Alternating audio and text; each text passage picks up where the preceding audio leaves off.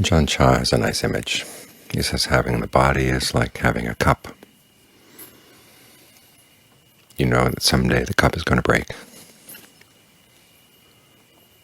But that doesn't mean that you treat it casually. You take good care of it. You wash it. You put it away in a safe place. You don't just throw it away because you know it's going to be broken. But your attitude has to be that it already is broken.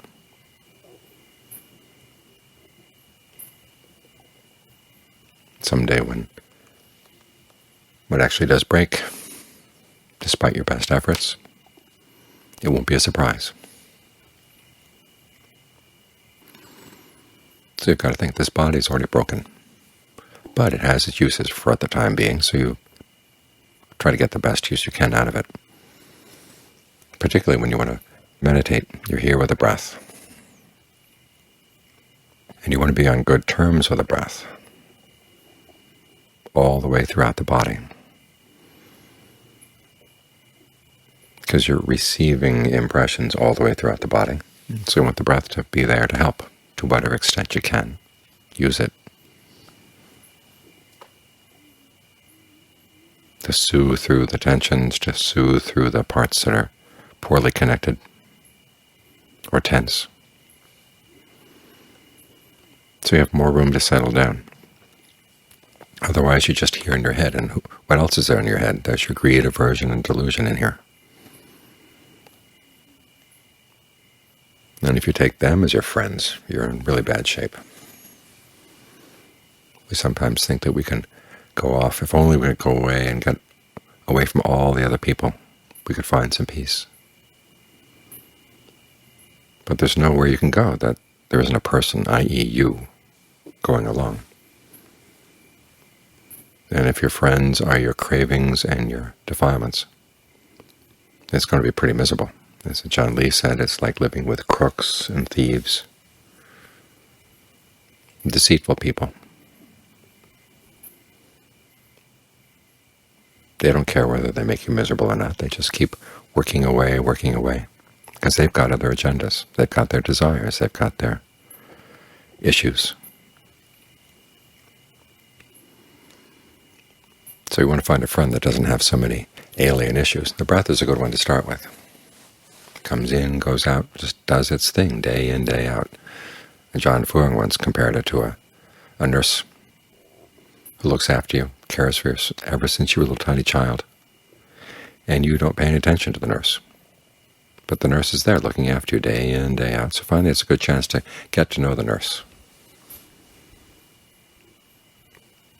Why is this nurse so kind? Why they keep coming in and going out, providing energy for the body? Get to know this person.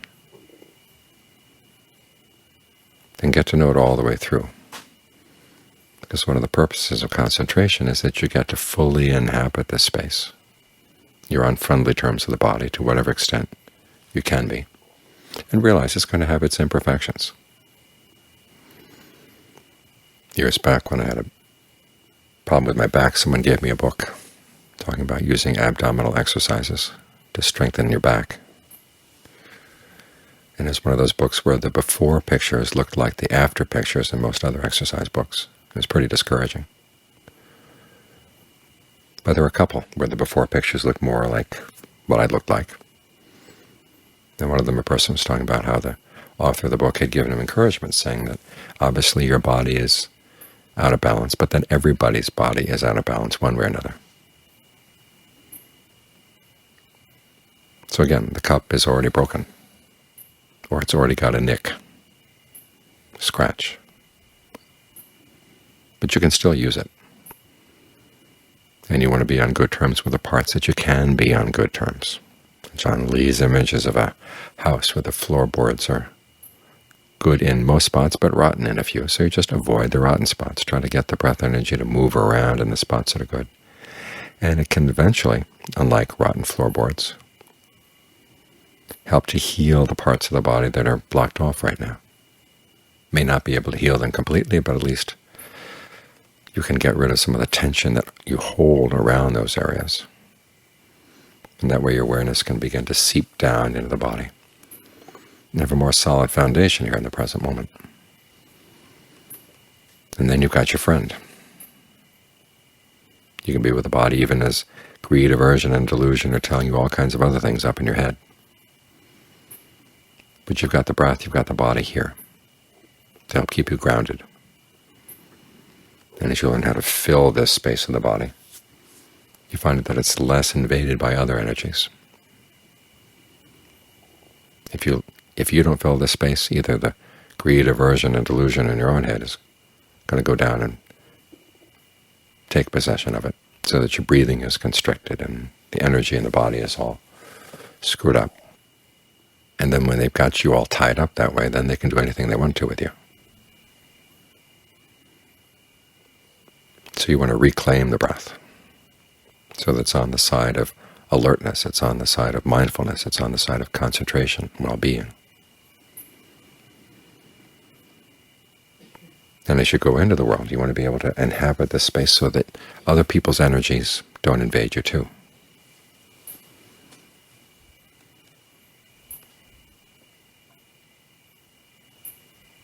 So in this way you've got your friend, you've got your foundation, you've got your grounding. And even though it may not be perfect,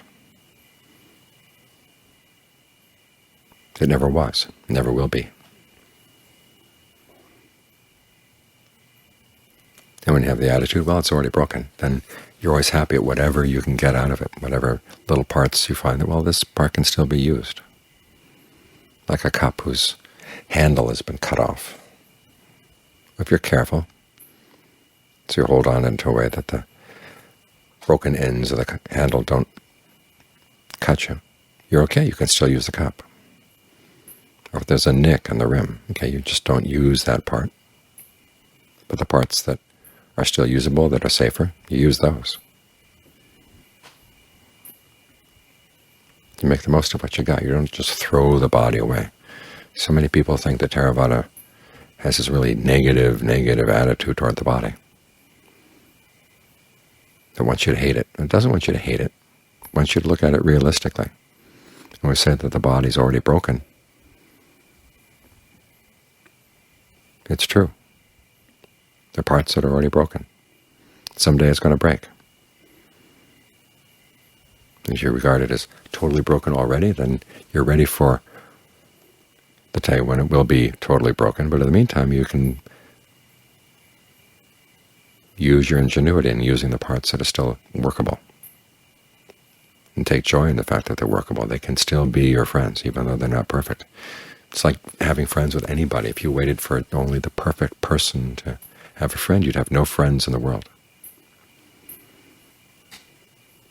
So make the most of this friend, because if you don't have the breath energy in the body as your friend, you're at the mercy of all the greed and aversion and delusion and, as the Buddha said, the cravings that have been your companions for so long. When you get the body as your friend, you have somebody you can rely on, so you can pull away from the influence of the bad friends. You've got somebody good right here.